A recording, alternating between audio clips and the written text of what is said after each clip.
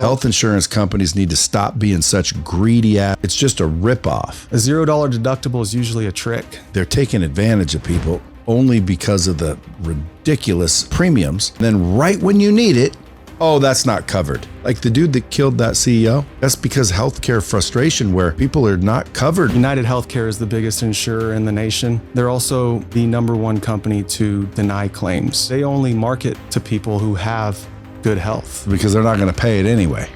Right. I go home the other day, there's a bill on the counter, $41,000. I'd be paying $40,000 without insurance. I can even help them get health insurance for free. You're covered at 100% to an unlimited amount. What it is, Brad Lee back again with another episode of Dropping Bombs today in the studio, folks. I got a real treat for you, especially if you're a business operator. My man, Victor Morgan, powerhouse inside the health insurance industry, basically coming to bring the bombs on the health insurance space. So, Victor, let me ask you a question. And by the way, he's got a lot more words to read, but what I want to get to is the bottom line when I think of health insurance in the business world, especially as a CEO. Who really cares? I mean, don't you all have kind of like the same pricing and whatnot? Like, how does a business get screwed by not offering health insurance? Well, when you offer health insurance, typically you can attract more and better talent. If you have a good health insurance plan, especially if it's affordable for your employees, it's a good reason for them to stick around. A lot of times, especially if somebody has spent a lot of money towards their deductible or their out-of-pocket maximum, they're not going to just quit their job after having a few bad days, especially considering the job pays for their health insurance. There's a lot of... Do you give health insurance? Do I give health insurance? Yeah. Your company? No, I don't. No, I actually don't have any employees at the moment. So is your goal to have employees? Absolutely. Yeah. So let's talk about your goals, because you're kind of an entrepreneur that just happened to stumble into the insurance space. You also an investor. You also got some Bitcoin. You also got some real estate. So health insurance is kind of just like one of your things. Yeah, but the health insurance business is, it's kind of like building an asset itself. Every client you get adds to your monthly revenue. And, when you sign somebody up, that person, every time they pay their premiums, you get your commission, until they cancel. So if you make really good relationships with your clients and you educate them and really show them something that they didn't understand before and show them how it can really work for them and make a difference for them, they'll stick with you for years and years. All right. Well, being on this podcast could dramatically change your business. We have all kinds of businesses listening, or at least the CEOs or the owners or the entrepreneurs that can make decisions. We probably got some HR managers, etc., listening. Why would they want to do business with you? Well, when it comes to what I do different, I think my whole thing is I like to make the HR manager look good. I like to make the HR director look professional. I like to make the company look massive and look like a great place to work. So how do you do that? Well, for my clients that have more than 25 employees, I offer them an enrollment platform. That's part of it. That enrollment platform is like a website with the company logo up in the corner. So it looks like they have their own website for benefits. And, when you go into that website, it's you register, you fill out all the information that the HR department is missing, which is good. It helps the HR gather more information on their employees, updated information like their addresses, their contact info, their beneficiaries, all that stuff gets added in at the beginning. And then on the next page, you talk about the medical insurance and kind of go through the options. I'll explain, a lot of details about the health insurance to the employees in an enrollment meeting, whether it's in person or a virtual meeting. But what's the bottom line? Because if I'm listening to this, I don't even like listening to the health insurance. No, I know nobody does. Or any kind of insurance or even benefits. Some benefits I get excited about because they're kind of innovative. But dude, dental, medical, all that, you got to do it if you're going to be a company that, has good employees, because people want benefits. I mean, that is one thing I can be sure. I would say this to the people listening. If you don't have health insurance, or you don't offer health insurance, I should say, there are ways you can offer health insurance, killer health insurance, without coming out of pocket one dime. Is that the truth? Well, is that possible? Yeah. So for a bunch of people who are self-employed, or maybe they have a company with employees, but they aren't to the point where they're offering health insurance. Like as a benefit? Right. I can also help them help their employees by getting them insurance through the individual marketplace. So the individual marketplace, that's what people call Obamacare. They might call it Obamacare if they're talking bad about it, or, if they're on the other side, they might call it Obamacare if they love it. Right. But Obamacare is basically the Affordable Care Act. And what that is a health insurance marketplace where I thought Trump's getting rid of that. No, he's not getting rid of it. Actually, he said at the beginning he was going to get rid of it during his first term. He also said he was going to release the Epstein list. Well, don't talk about Epstein, or this whole episode will get shelved. Right, yeah, I don't want to get blacklisted. Yeah, let's not get blacklisted. Yeah, so I can help their employees through the individual marketplace. A lot of times, especially if their employees are part-time or, on the lower income side, I can even help them get health insurance for free, because through the marketplace, people qualify for tax credits to lower the cost of their insurance. And those tax credits could be enough to completely lower the premium down to zero. Yeah. See, now we're talking, now we're cooking with gas, Victor. Right. And I'm trying to get the people listening to like factor something they don't normally factor. Cause I already have health insurance. Like I said, yep. When you're saying, hey, let me meet with you about health insurance, I know more than you do. Yes, you do. But I don't care as long as they have it and they're happy with it. So like as a business owner, we're listening to this going, oh, I'm going to listen to the next episode. Why? Well, I want to learn how to grow my business and scale my business. And I want some, I want to listen to some people that have done things that I care about. A lot of business owners, unfortunately, they're not listening to the health insurance episode. Why?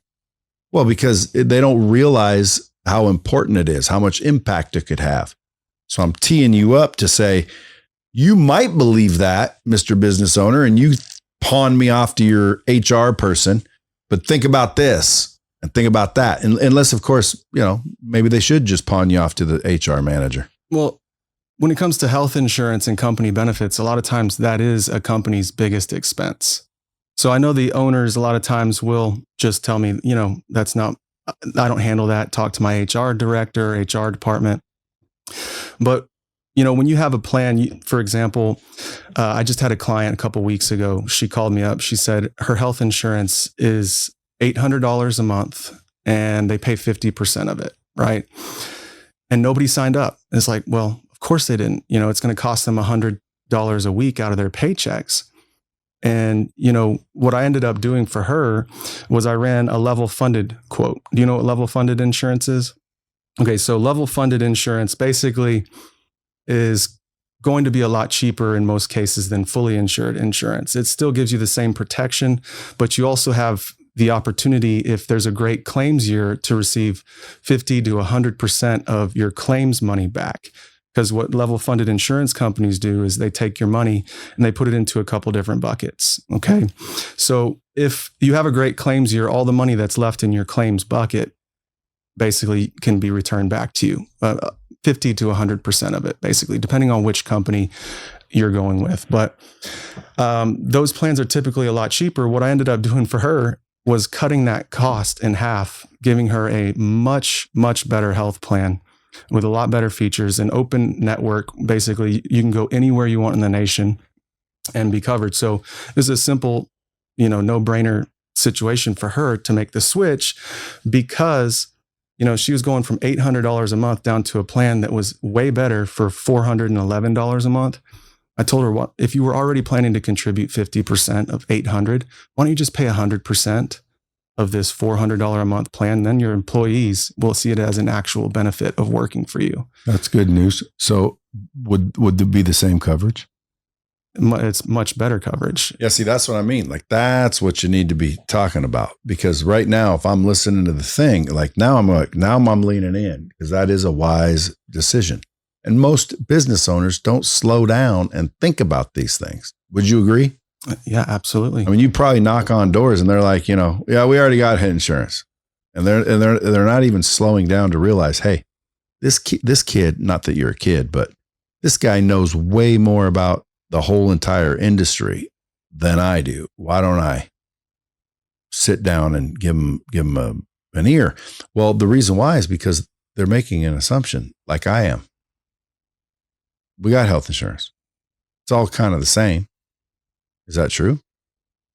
No, not really. I mean, if you have, for example, Blue Cross Blue Shield or one of the other big Aetna. companies like Aetna or United Healthcare, you typically have a fully insured plan. Okay. So those insurance companies, every year, if you want to try to get quotes from them, if you already have a plan in place, they're going to ask for claims history. They want to see the last 12 to 24 months of claims, right? Then they present you a price. They'll make a proposal for you. Would I have that claims history, or would it be in my portal? You'd have to request it from your carrier. But with level funded, they do the underwriting up front. Whether you want to give them claims history or not, they can actually, a couple of companies I work with can take just a simple census with full name, date of birth, zip code, and gender, and then they'll take it and put it into an AI program that does all the underwriting for them. So they can turn around and give me a proposal in a matter of a day or 24 to 48 hours. And, because they're underwriting up front, they're able to be a lot more competitive than those fully insured plans are, because, especially if you're coming in as a virgin group, for example, that's never had health insurance, those fully insured plans, they're just going to give you rates based on your census. And those rates are going to be a lot higher because they know that there could be some huge risk in the group and they don't know what that is because they're going into it blind. But with level funded insurance, they look at that stuff first. And, that's also kind of the catch, okay? Because if there is somebody who's extremely unhealthy in your group or a bunch of people who are unhealthy, the level funded carriers might just deny to bid. They might decline to bid and might not even give you a price. Well, that's why I think it's important for someone, who is able to get a level funded plan to stick with level funded for as long as possible until basically the level funded doesn't make any sense anymore. Where did you grow up? Rowlett, Texas. Rowlett? Rowlett. Rowlett. Population? When I lived there, it was probably about 30,000. Now it's a small town in Texas. Yeah, What'd you do? Play football? Were you did you grow up there? Yeah, I grew up in Rowlett my whole life. So then you're a football guy. Mostly Texans they grew up playing football. Well, I played a little football in middle school, pretty much got out of it right whenever I got into high school. My parents were never really into sports and never really pushed me in that direction. So, I just... Did they push you towards insurance? No.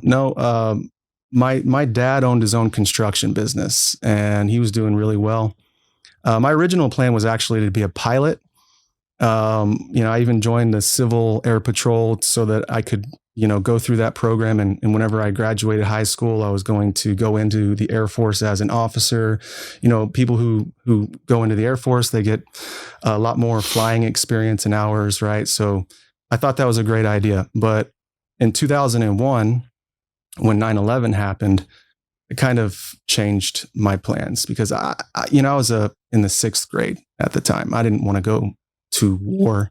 I didn't want to go. I mean, I love. Well, you're not allowed to in 6th grade. Right. But, the plan was to eventually go into the military. But my dad's business started doing very, very well. And I kind of shifted gears and decided I'm going to be in his business. I'm going to learn the business. I'm going to eventually partner with him and buy my own plane someday, get my own pilot's license and kind of do it as a hobby instead of a profession. He's in the insurance space? No. What did you say? It's a construction business. Oh, construction. Yeah. So you say successful construction. Well, yeah, he was doing very well. He had about 30, 40 people working for him. So how are 10 you jobs going at a time. So how are you in the insurance space? What led you into that? Oh, man. Well, first of all, my dad's business started not doing so good. He had a big contact who was giving him all his jobs, kind of had a midlife crisis situation, ended up throwing away his marriage, got hooked on drugs. And basically my dad lost his biggest contact, and I had to start looking for jobs around the same time. Whenever I had graduated high school, my wife got pregnant. We were 18 years old. We were just dating. We loved each other. And, as soon as we found out she was pregnant, the plan was to get married. But what's crazy is I was working for as many construction companies as I could. My dad had lots of friends in the construction business. So that's what I did. So I went from job to job. I worked for 8 different companies, actually. Doing what? I was a commercial drywaller, ceiling and door guys. I could basically do everything in here, build the walls, the ceilings and the doors. Didn't do any painting or tape and bed or anything like that, but the actual framing, the walls, the ceilings and the doors, that's what I did on a commercial construction and remodel.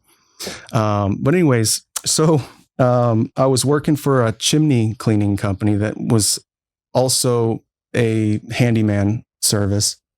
And we had this job. We were scraping ceilings in this house. We were going to get rid of the popcorn ceilings and retexture it, make it look a little bit more modern. And, the reason why I even got that job was because my dad's friend who owned this business needed a scaffold, and my dad had scaffolding. So I brought the scaffolding in my truck, set it up, went to scraping the ceilings, and just barely got started and fell from the scaffold. Hit my head really hard, hurt my knee. Kind of woke up on my back, and people were standing over me asking me if I was okay. And I was like, what's going on? What even happened? I don't even know. Anyways, they called an ambulance. I don't even remember any of that, but my wife tells me I called her about 6 times on the way to the hospital to tell her that I'm on the way to the hospital. So that's how my mind was working. I didn't remember. I had very short-term memory loss. I ended up in the ICU for a full week. It was touch and go. They actually had started calling my parents and relatives and telling them, you better come visit me because it's not good. He could die. How far was the fall? So the scaffold was about a scaffold and a half. So about 9 feet high. It wasn't very high, but I was scraping the ceilings and just stepped right off. Landed on your head or what?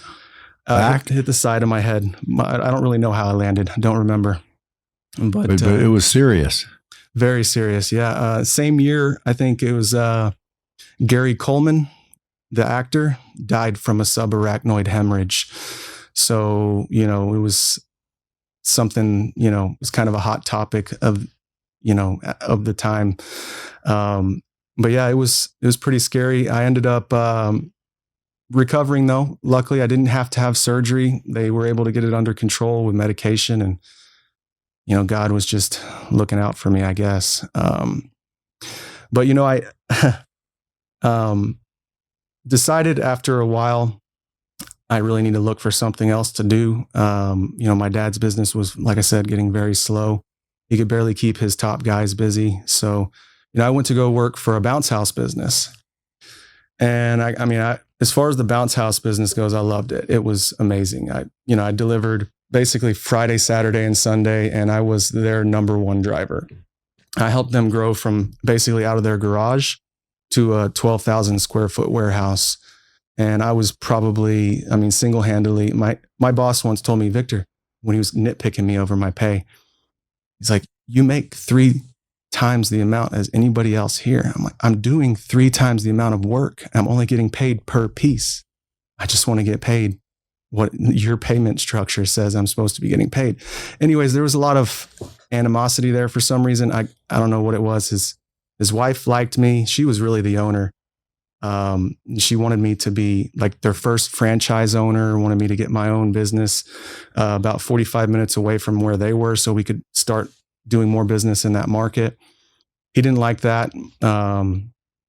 But she talked me into coming in as a manager, and I worked as a manager for a year, basically learned everything about the business, from the deliveries all the way to the sales and the logistics.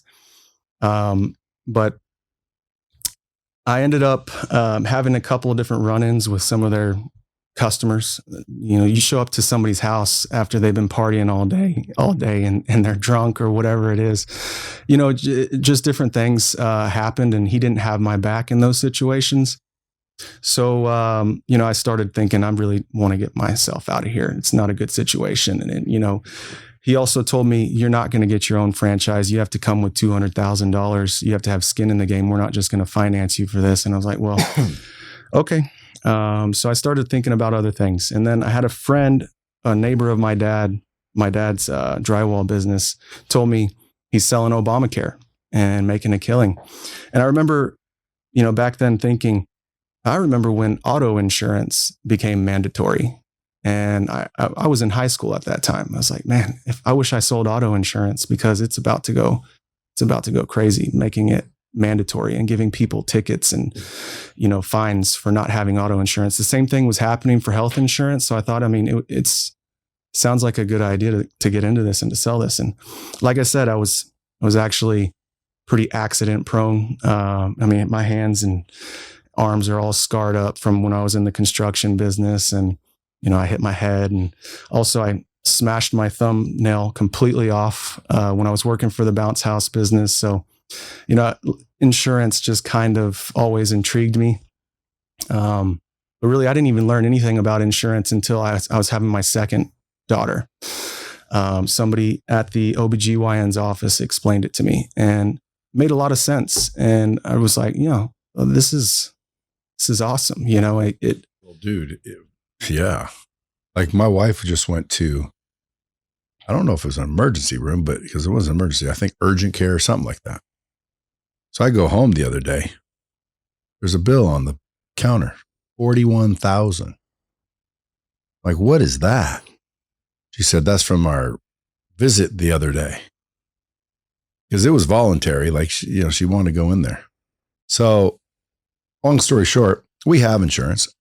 She gave him the old card and they tried to whack them, and they're like, nope, sorry. So they sent me the bill because now I got to pay it. And we said, no, wrong card. And so now she just gave her the new card. I have what's called an HSA. Is that a good policy or bad? So HSA is that's for me. Yeah. I don't really like HSAs. Mine's good. Well, at least I think. Tell me if it is or isn't, because here's how it works. I think I pay up to $5,000 now, $6,500 because I added a couple kids, but I pay up to $6,500, I think, in deductibles. So I don't have insurance up to $6,500. Right.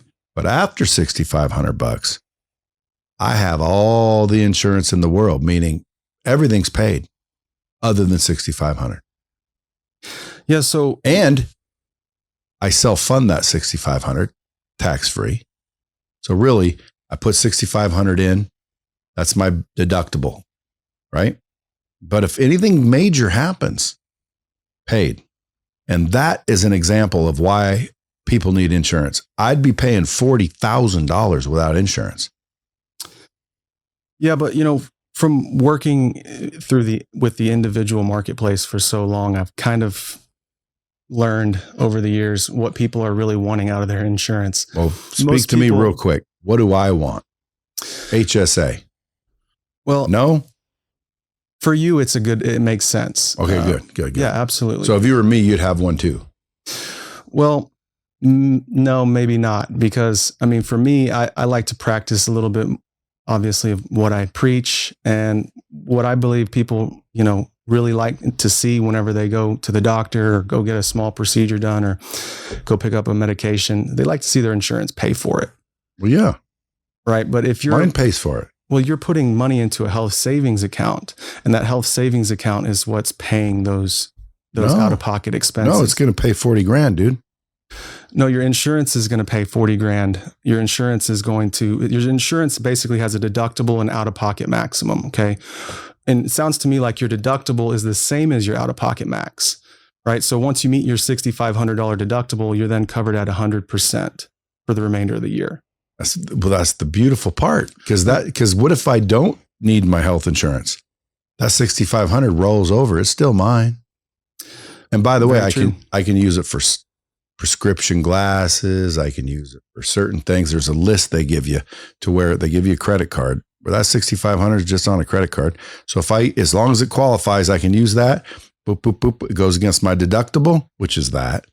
And then like in that case where it's a $40,000 bill, bro, they're paying for the whole thing. Well, HSAs can be good. It's just explaining all that and, having an employee see the value of it. Well, no, it's not for employees because they don't a lot of times want to fund that thing. So exactly. what they want to do is not get cracked in the head every time something happens. So they'd want almost the reverse. Exactly.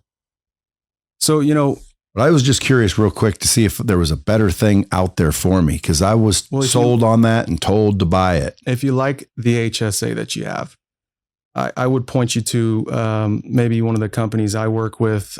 For example, they have HSA plans. You can have all different levels of deductibles and out-of-pocket maximums. You can pay a little bit more to get one that has a much lower out-of-pocket max, but they also have care partners, right? So, and also free virtual medicine. So you could also feel like you're getting something out of that insurance and it's not even going to go towards your deductible. Like if you go to one of their care partners, for example, for blood work, you get free blood work and it doesn't take away from what's in your HSA. You go to one of their care partners for a mental health visit, it doesn't count. It doesn't take away from the money that's in your health savings account. So, I mean, you could enhance what you have by going with an insurance company that offers those other value adds. But typically, what I like to see is a good low deductible and a high level of co-insurance after that deductible's met. So, for example, let's say you have a $2,000 deductible and a $5,000 out-of-pocket maximum, right? And you go into the hospital.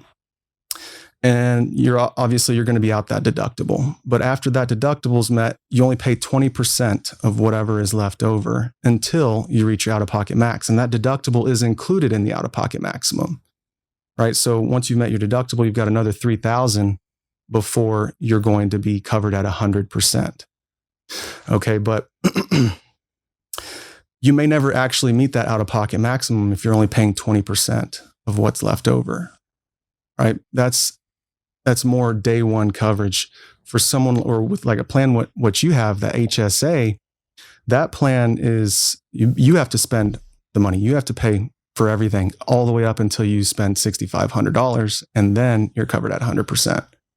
Right. So for somebody who has money in their bank or, in their savings account, or, feels like it's okay to contribute to an HSA because they've obviously they can afford to. Right. Yeah, but most people can't. Exactly. And that's where the insurance that you're talking about comes in. Yeah, but there's, a lot of people out there who also think a $0 deductible is the best thing you can get, right? Is it? No, absolutely not. A $0 deductible is usually a trick. What are you looking for? What should people be looking for with their benefit package, or at least their health insurance?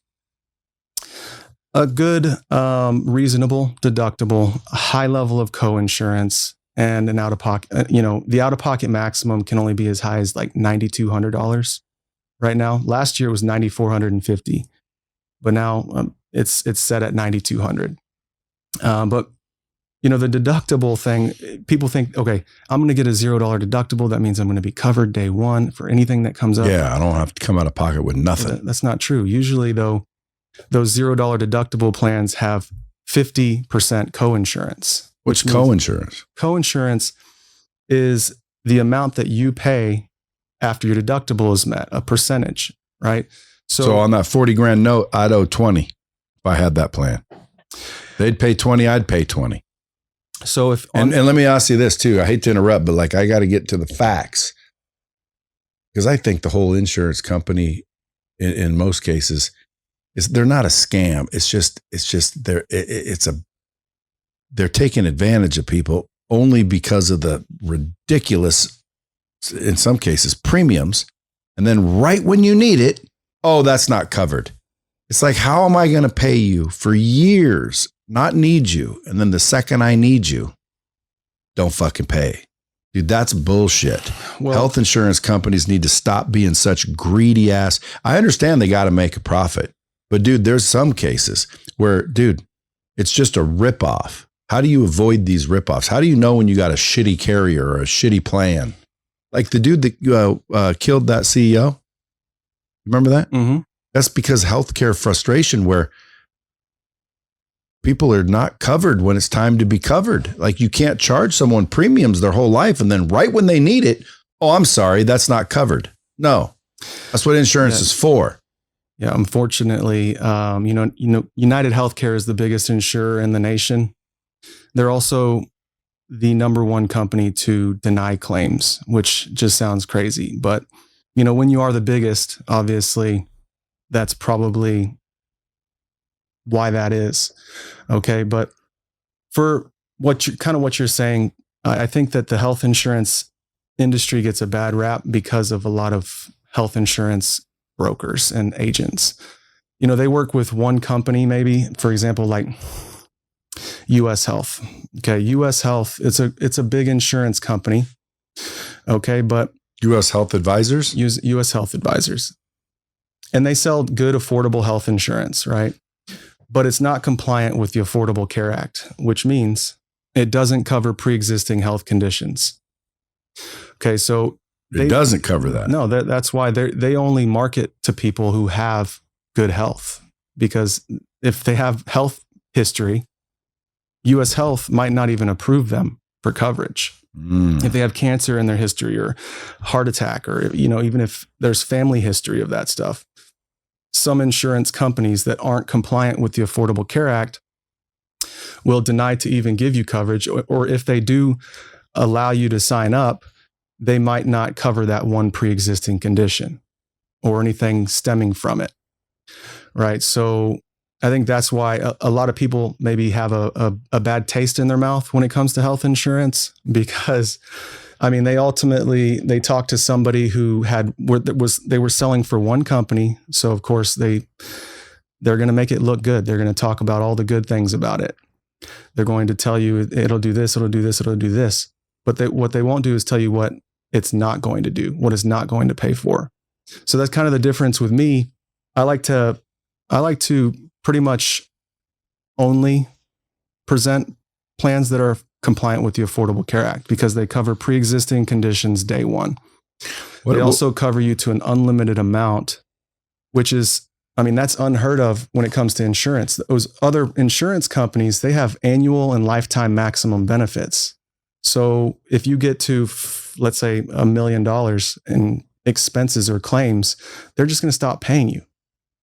When it comes to any plan that's compliant with the Affordable Care Act, like what you have through your business, you have a stop loss. Once you hit that stop loss, you're covered at 100% to an unlimited amount. So it doesn't matter how expensive it gets, it will be covered. And the only amount you'll have to pay is whatever your out-of-pocket maximum is. Yeah, I like that. Yeah. Well, only because now when something major happens, you're not screwed.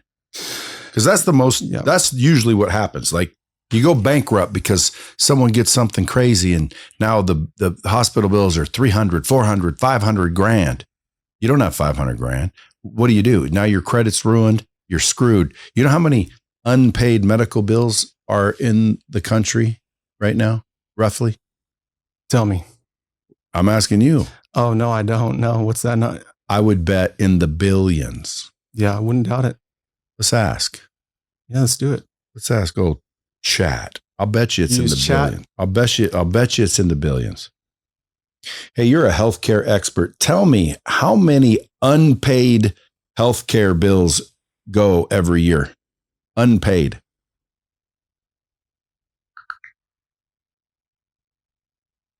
It's estimated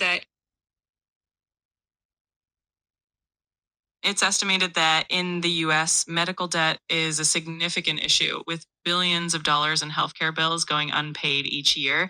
In fact, recent reports have shown that Americans hold around $140 billion in medical debt in collections, which gives you an idea of the scale of unpaid healthcare bills. It's a pretty massive and ongoing challenge.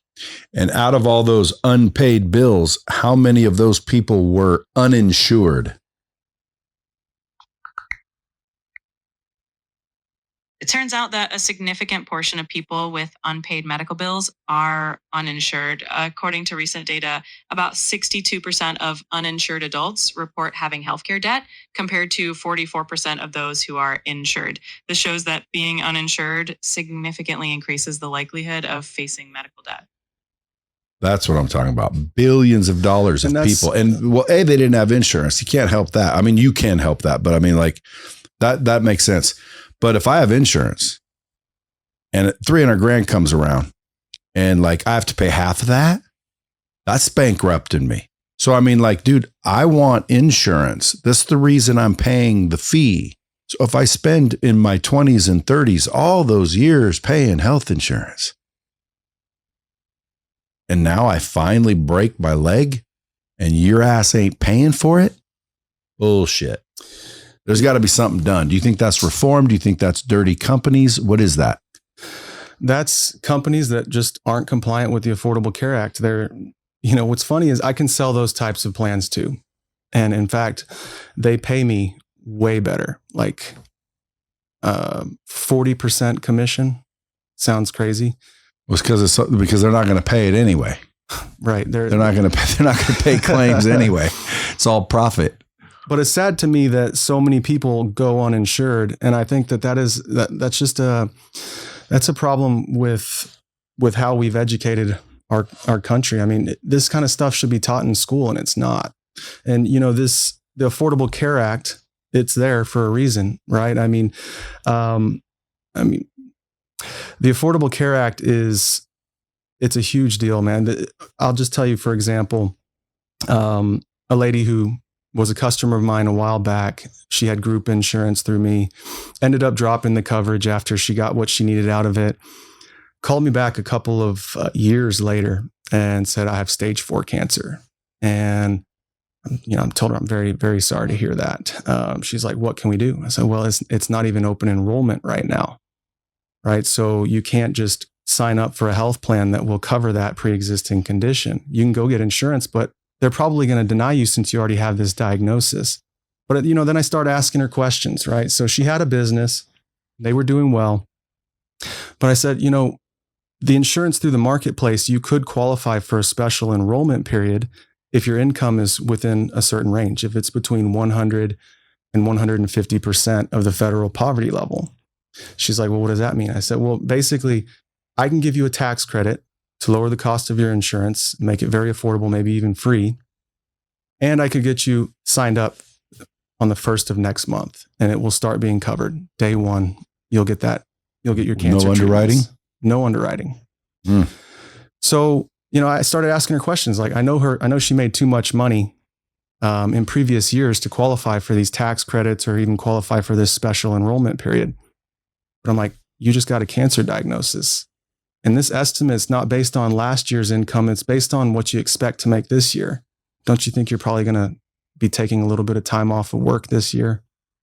She's like, well, yeah. I said, well, if you're comfortable with having slightly lower income estimate, all I have to do is put that into the application and boom, you're eligible to sign up. And not only that, but the health insurance did end up being free. And now she's getting her cancer treatments, and she's been covered ever since. Hey, that's why you use someone like Victor. And by the way, guys, the relationship that you have with your insurance broker, because again, you're not the carrier, dude. You're just the one that knows all the plans and been doing it. You've been doing it 10 years. Yep. So again, I mean, people People underestimate the value of customer service, the value of when people pick up the phone, and more importantly, the value of their, I would say, liaison, because you're not necessarily loyal to a carrier per se. You're capable of any of them. You just know the programs and how to navigate the whole system. So that's why if I were a business owner or an HR manager, I'd more worry about who are you? And because you got to take care of me, right? You got to answer my questions, enroll my employees. You got to like be there when we have questions. Yeah. Like I don't call the carrier. I call my broker. Yeah, absolutely.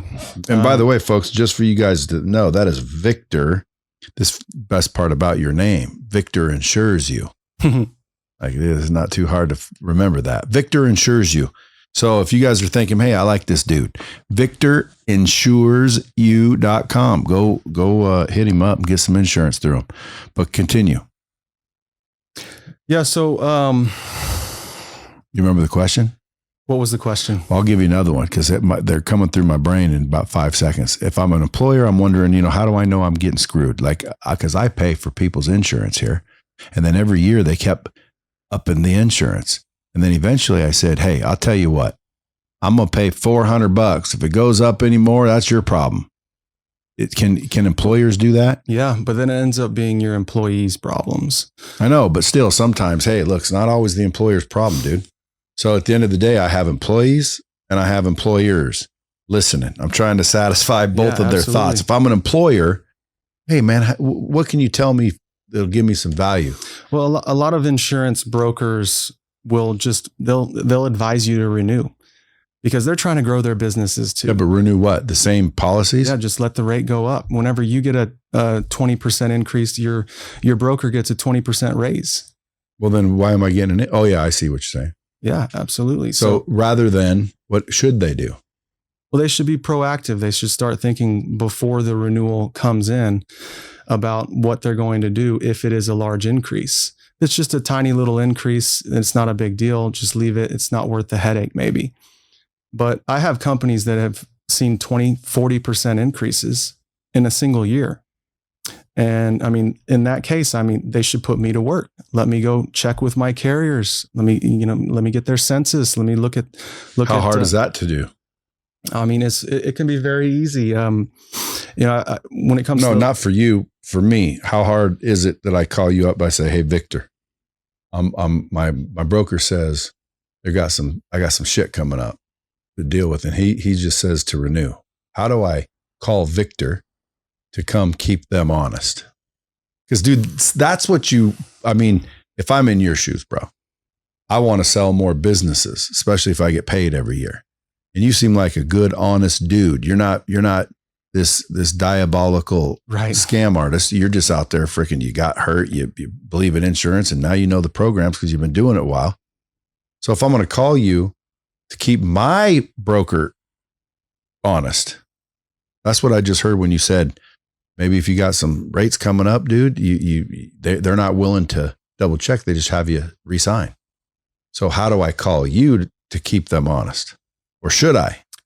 Yeah, absolutely. A lot of times when people do reach out to me, they already have insurance or they've had the same insurance broker for 20 years, or they're not satisfied, or for whatever reason, they're reaching out to me because of something they saw, on the internet or whatever it may be, or a friend maybe referred me. I kind of just explained to them what I would do. And what's funny is I actually had a client do this to me last year. They had the same insurance broker for 20 years, and they'd been renewing the same plan for the past 9 years. And their broker just said, it is what it is. You should just take the increase. So that's when they called me, showed them a bunch of different amazing options, started putting together proposals. Because you're trying to earn their business. Absolutely. You're working for them. Yeah. So the other one had their business. They didn't care. Just resign. Lazy. Exactly. Yep. But if for my clients anyways, I get ahead of it. Whenever it's close to renewal time, I start contacting them, asking them what they want to do if we do see a big increase, encouraging them to let me get to work. I don't like to get raises based on, just the rates going up. I like to get raises because I all of a sudden saved them 20% on their health insurance. Now they're willing to offer some other products to their employees because they can afford it. What are those, supplemental? Yeah, supplemental products or voluntary products are a very big deal. But if your health insurance is too expensive, the employee can't afford those other things. What about these government programs? Someone called me and they said, hey, do you know if you give, what if I could lower their health insurance by $640 and give them more coverage? And then you look into the program, sounds good.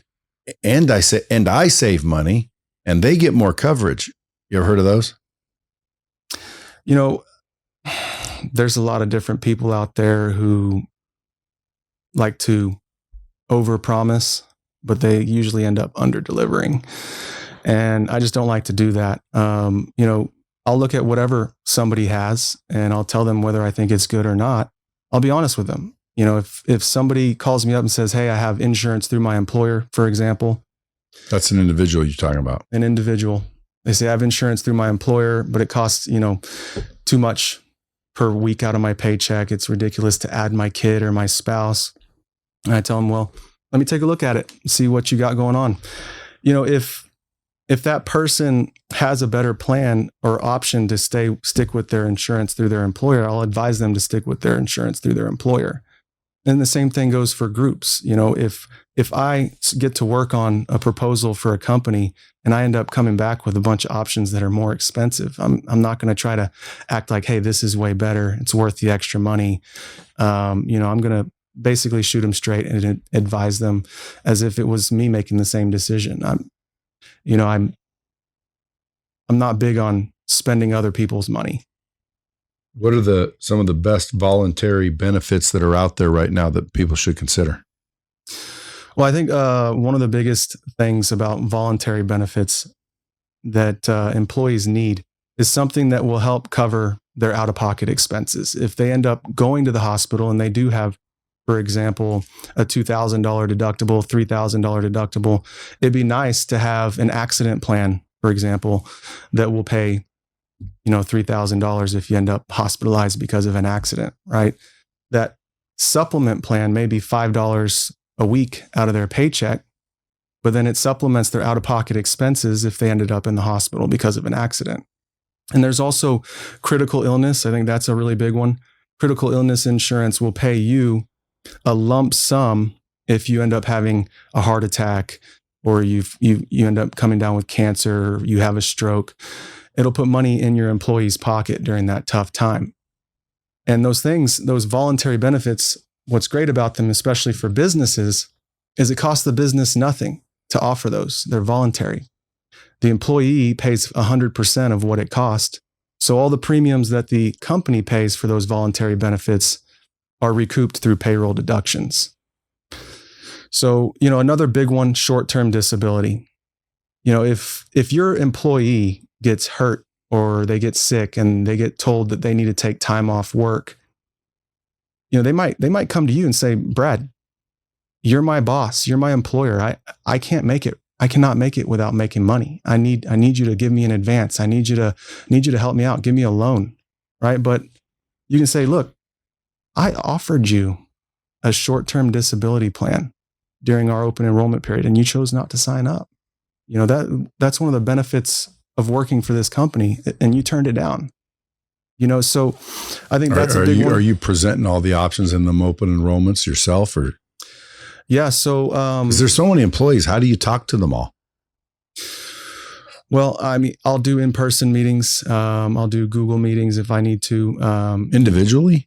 No. Just group. For groups, it's usually a big group Google meeting. I like to do it that way. If I do a Google meeting, I could also bring in my carrier reps, like, for example, my health insurance rep, my supplement rep, my dental guy, and I'll kind of just host the meeting and explain to them what we're about to talk about. And then I have my carrier rep explain the details. And then when my carrier rep's starting to sound like a robot or like he's talking to another insurance broker, I break it down for the employee so that they understand what he's trying to say.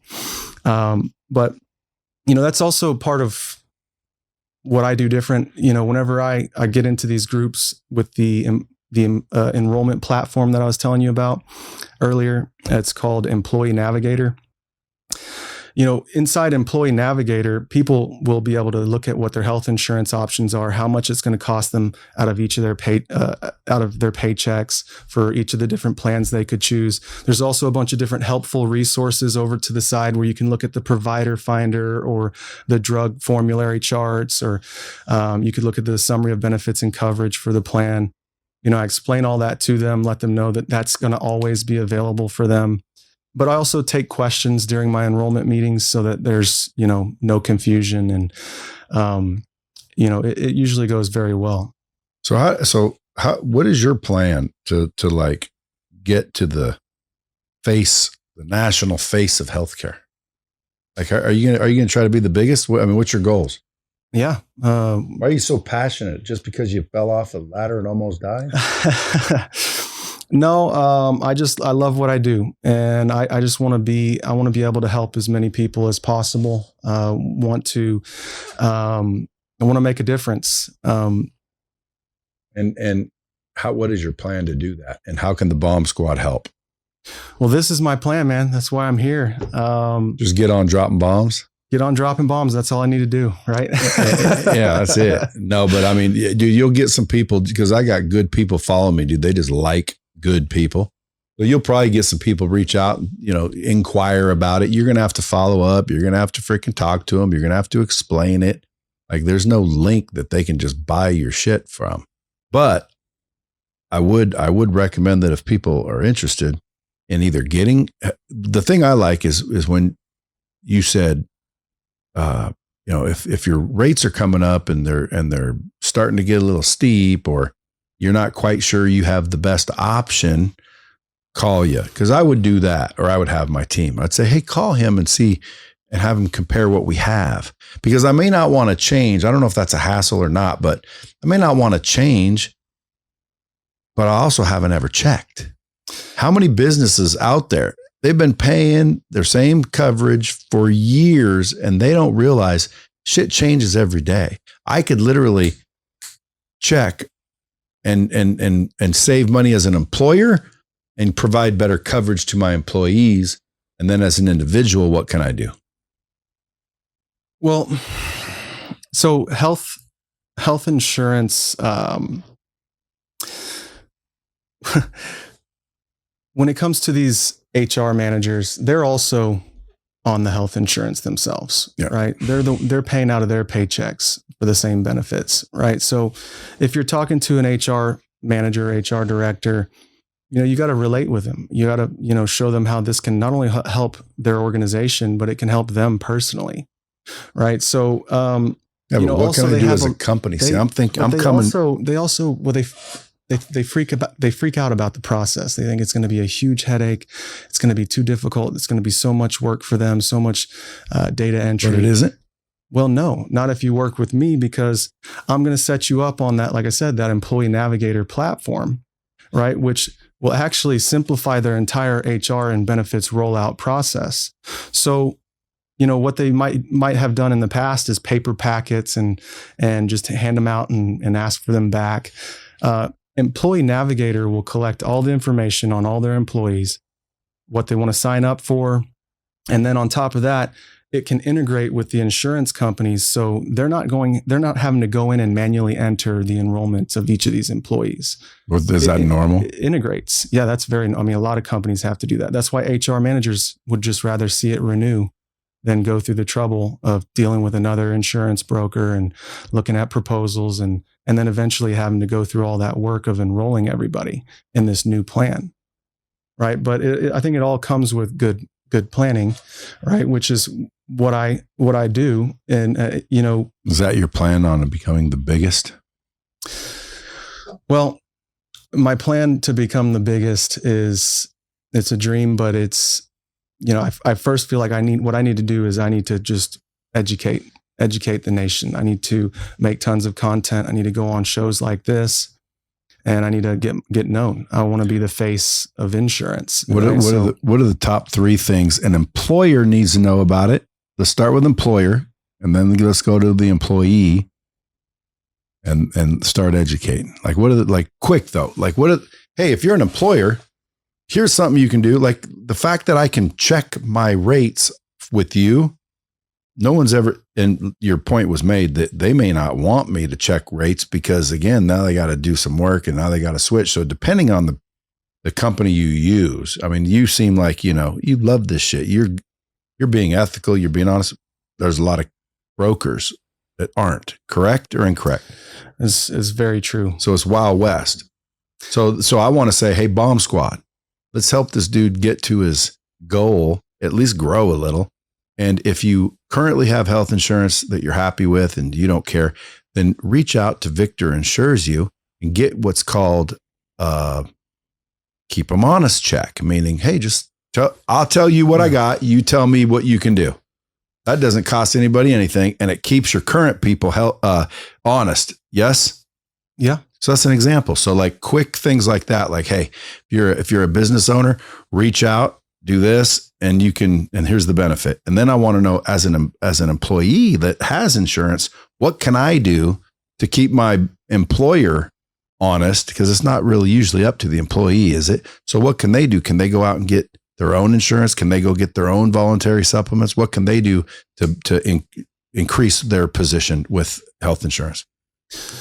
Well, to answer your question from a little earlier, one way you could keep your current insurance broker honest is just tell them, hey, I'm shopping this out. I'm calling Victor Insures You, and I'm going to see what he can do for me. Since you're just telling me I should renew, and you're not showing me any other plans, you're not showing me that there's no other options out there. You're just telling me that there isn't. I'm going to have him get to work for me. I mean, would you do that for free or do you charge for that? It's free, completely free. I don't get paid until somebody signs up, till they get across the finish line, basically. Were you like a kind of a nerd in high school? You don't look like a nerd. No. So, I mean, like this sounds nerdy shit. Like you just sound like you love this shit. That's funny, man, because someone just told me don't go to Nerdville on dropping bombs, man. Keep it interesting. But I mean, it's like only like nerds like nerd out on one thing like this. It's almost like I think to myself like, damn, dude, what does your day look like? Are you just like studying all these plans, reading the Obamacare changes? No, not really. So how do you keep up with all this shit? I guess from 10 years of just doing it, man. Every time I'm presented with a new problem I've got to solve, I've got to, do some research, do some studying, make some calls, reach out to people who have the answers. And, but you got to do it for free. So that means you must not mind doing it. Cause like if I said, yeah, okay, Victor, I'll try it. Here, go see if you can beat my shit. You got to go to work and I may not do anything with you. You don't get paid for it. So what if Bomb Squad starts hitting you up because you're a good dude, your phone floods up and now you're doing all this work, but none of them sign shit. You make nothing. That's what I mean. Like you got to be a nerd to love it like that. Yeah, but like I want paid at least. It's very unlikely. If somebody does give me their time and their attention, they will end up buying something from me. So it's confidence you're operating on.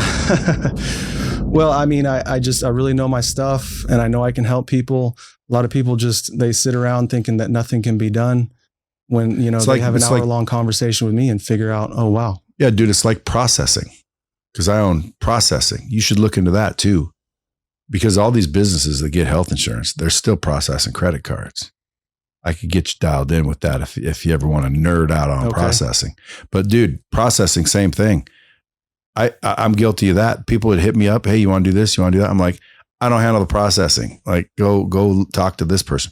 My person, she don't care. So she just kept saying, no, we're good. Well, then I find out I'm getting whacked in processing. I didn't know you could negotiate. You could eliminate your processing fees. So I literally started Real Merchant Services for the same reason. And because of the reason you like health, that's why I also like merchant processing. Number one, almost everyone I talk to comes with us because I can eliminate their fees. That was number one. Number two, it's recurring. Absolutely. So every time I get a new customer, my book of business increases, and it just keeps paying and paying. And eventually Beautiful. somebody wants to buy that book of business for a lot of money. Absolutely. So all I have to do, this is the craziest part. All I have to do is help people save money on their processing. And I do. And the more people I help, the more valuable the company's worth.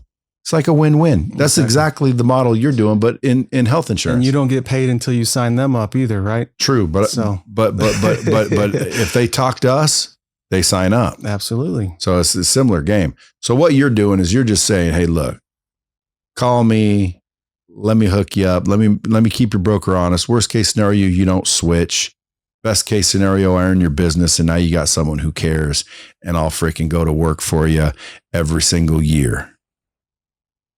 Exactly. Yeah, that's a good enough reason. All right. Well, listen, folks, you guys can follow him, by the way, at Victor_insures_you is on YouTube. You know, LinkedIn, just look up Victor Morgan, but on Instagram, it's Victor Insures You. That's a pretty simple slogan. Victor Insures You. Yeah, it's an unusual name for an insurance broker for sure. Usually they use their first and last name and the name of their company. I got told by the first marketing company I ever hired that I need a name for my website. I didn't know what it was going to be.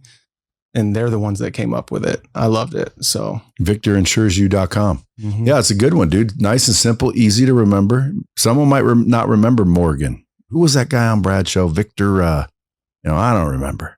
Victor Insures You. It's what you do. It's what you live on. How many kids you got now? 3. Yeah, I've got a 16-year-old, a 11-year-old, and a 9-year-old. Does anyone ever tell you you look damn near 16 yourself? Yeah, I know.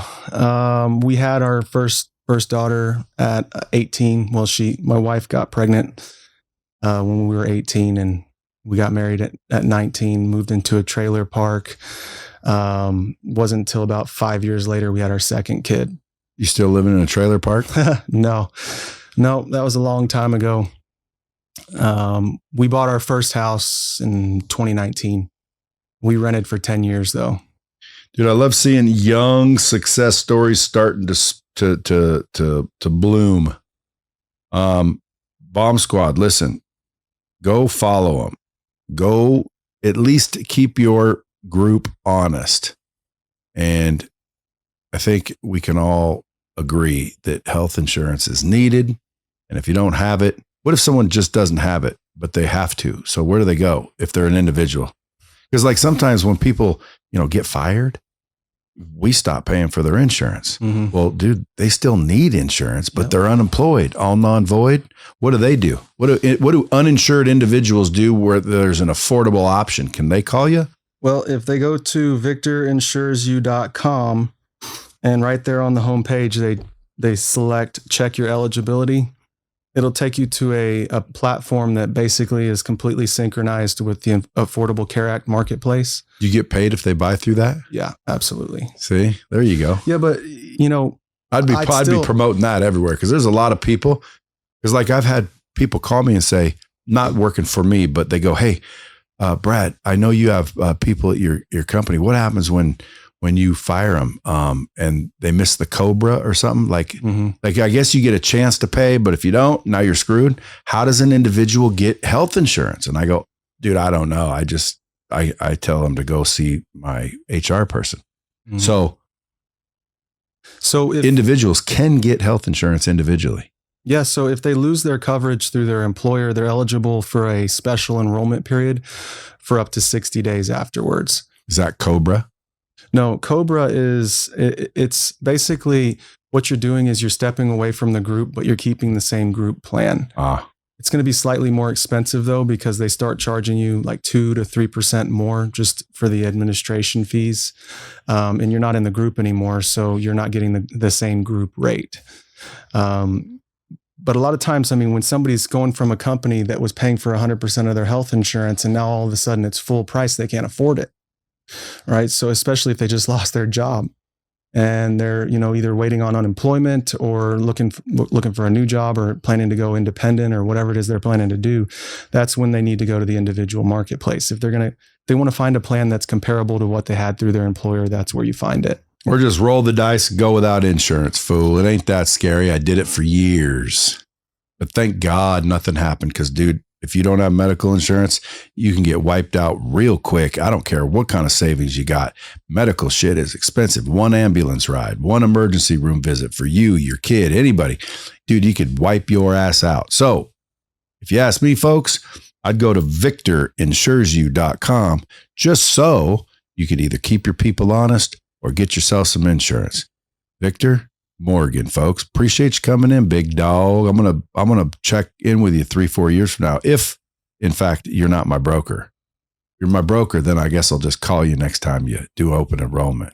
Yeah. I'm gonna give you a shot. I'm gonna tell my people to keep my guys honest. I'm gonna do it right now. You ready? Let's do it. All right. Until next time, folks, you guys keep it real.